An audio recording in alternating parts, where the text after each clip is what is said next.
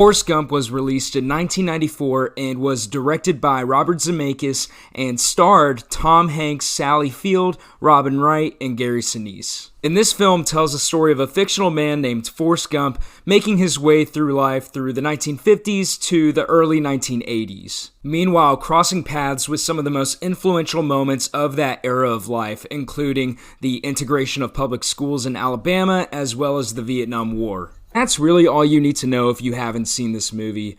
This movie is just a joy to watch as you see a man who's living a simple life and has sort of a simple mind, I guess you could say, go through life and accomplish incredible things that most people can never even dream of doing. Forrest Gump takes you on a trip through history, through so many movements that had a lasting impact on America. Really, in this movie, you see America shift in its personality as it did in real life, while our main character, Forrest, kind of stays the same throughout the whole movie and is just kind of there for the moment. Right away, that's something I love about this movie, just how simple Forrest Gump is.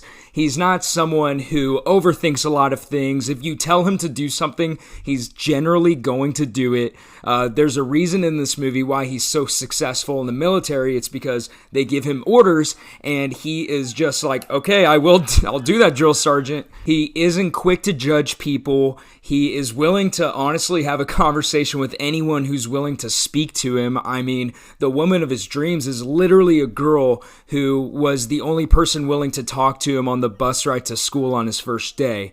And most of this movie is Forrest narrating his life to random strangers sitting waiting for their bus. Really, it was always going to take a character like that to make such a busy, almost chaotic life feel so smooth. While I do say that Forrest is kind of a simple person, he obviously has a lot more complexity to him as he shows throughout the movie. And honestly, that's kind of a critique that I see a lot of people give this movie now in retrospect. The general criticism I hear a lot with this movie is that it's just kind of simple and cheesy and a little clear-cut. But whenever you really take a look at the movie, there's a lot more than meets the eye here in terms of the technical aspects. Well, I'm going to highlight a few of the technical aspects that I think go overseen that are just top-notch in this film. First thing that I have to point out here in a technical aspect is how incredible the editing is.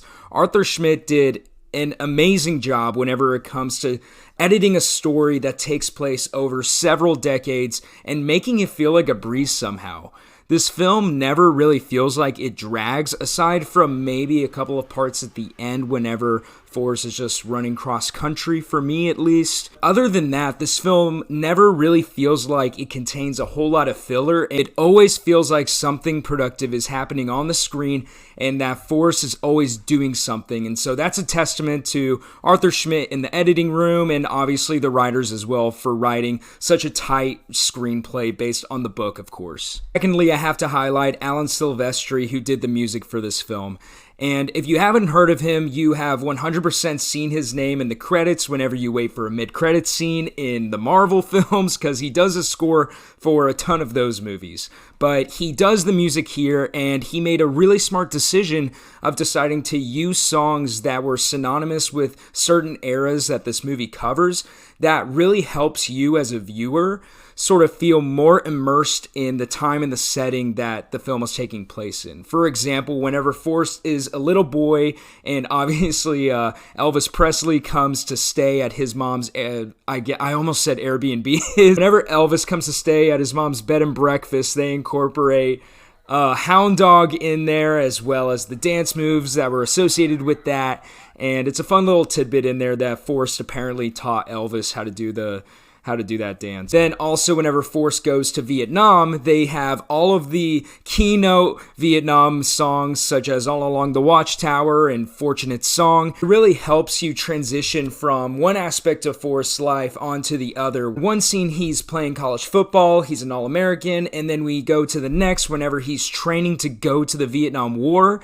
The music really is top-notch in having the viewer feel immersed in the new era of both America and Forrest's life. So shout out to Alan Silvestri because the changes in music really helped make the changes in time and the changes in the tone feel natural. The last thing that I want to highlight here in a technical aspect are the visual effects. Always impressive to me whenever a film uses visual effects and they feel sort of understated.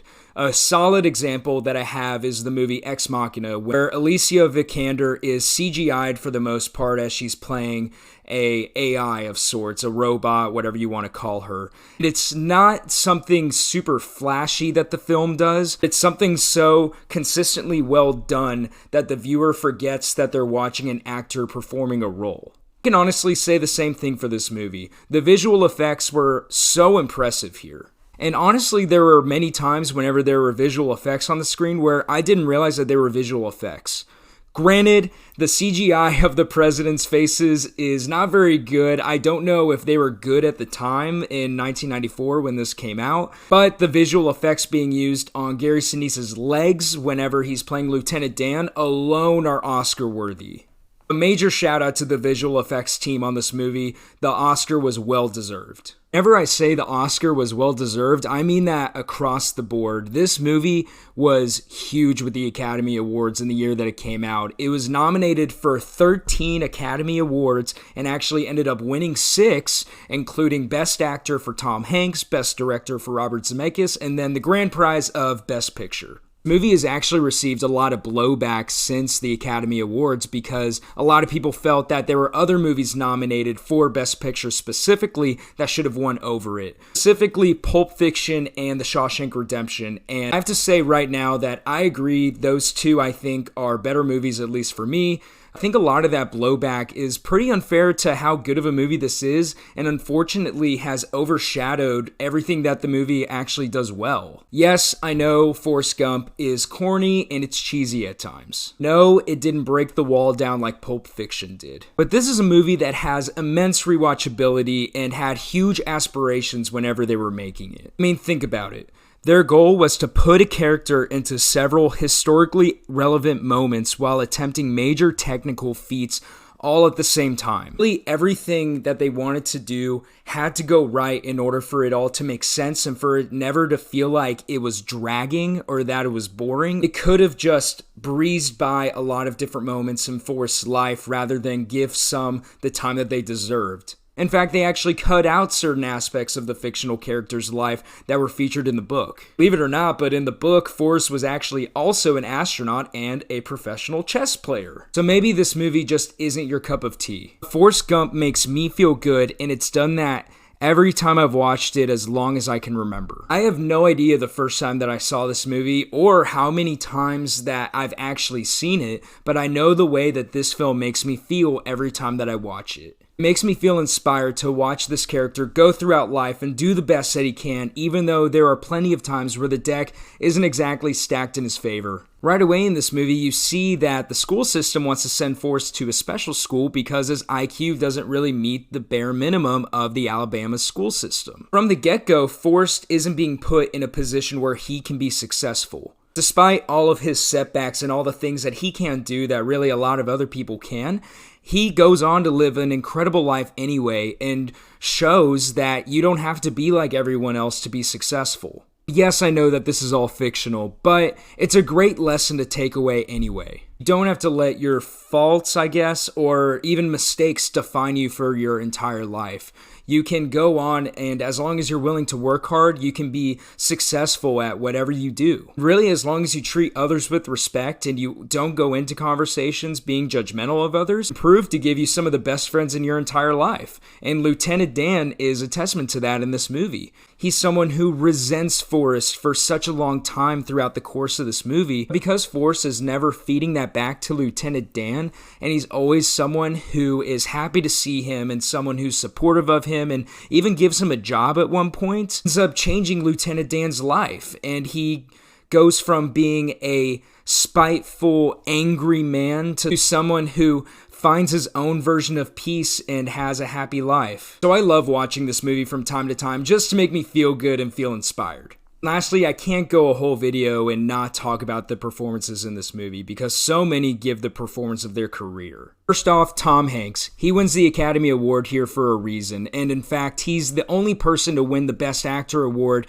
in back-to-back years after winning it previously for Philadelphia in 1993. Really, I think Tom Hanks is the only person that could have played Forrest this well. Tom Hanks had an incredibly hard job here. He had to present Forrest in a way where you could tell that he wasn't all there mentally, like a lot of other people, maybe doesn't pick up on a whole lot of social cues, but then also he's someone who understands his own emotions and he understands life in his own way. I love seeing him here, and this is for sure the performance that's defined his career up to this point. Next, I need to talk about Robin Wright, who plays Jenny in this movie. Jenny's a character who catches a lot of flack, but to me, she just comes across as someone caught up in the moment of the changing tide in America. Robin Wright does a great job of presenting Jenny as both the girl that Forrest knows from Greenbow, Alabama, and then also the person who is going through a lot of her own mental struggles and is just trying to find her place in the world. She does a great job of showing Jenny throughout different aspects of her life, where Forrest, he's sort of known who he is throughout his whole life. He doesn't even think about it. He just is who he is. Whereas Robin Wright has to show Jenny as someone trying to seek her way out in the world and figure out who she is through these social movements, but then also near the end of the movie, also presenting her in a way where, as a viewer, you know that Jenny has her stuff figured out and she knows what she wants in life. So I wish Robin Wright would have gotten nominated here. I think that she was absolutely deserving of it. This is absolutely one of her best performances. Lastly, we can't talk about acting in this movie without talking about Gary Sinise. Oh my God, this is the performance of his career as Lieutenant Dan. This guy is a complete scene stealer from the second you meet him in Vietnam. Gary Sinise is so good at presenting this character in such a heartbreaking fashion throughout so much of this movie. He's someone who thought he knew what his destiny was and then had that supposedly taken away from him, hates Forrest for it, and then eventually has to come to terms with his life and find a new purpose and has to figure out that what he thought his destiny to be isn't what his destiny actually is. Sinise is just electric every single moment that he's on screen. I couldn't get enough of this character. Sinise was nominated for Best Supporting Actor here, and I wish I could say that he deserved to win that year, but he was nominated in the same category as Samuel L. Jackson for Pulp Fiction, who also didn't win.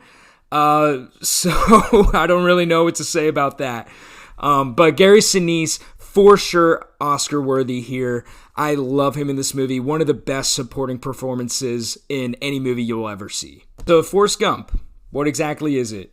It's not the flashiest movie that you will ever see. But like its main character, it's more complex than people actually give it credit for. It's accomplished so many things that other movies like this would never aspire to do. Nearly every technical aspect in this movie is flawless. Its storyline is engaging throughout and successfully makes a over 2-hour movie that spans over decades of time feel like a breeze to go through. Its actors successfully portray characters going through different phases of their lives and discovering who they are in the process. And all I have to say is, if you haven't seen Forrest Gump, watch it. It's one of the easiest movies to watch that you'll find on this list, and it'll be one of the most gratifying too. So that's Forrest Gump, number 93. I always love rewatching this movie, and it never fails to put a smile on my face and make me laugh. If you haven't seen it, I hope you decide to give it a watch, and thanks for watching this whole video all the way through. I'll see you again for number 92. Bye.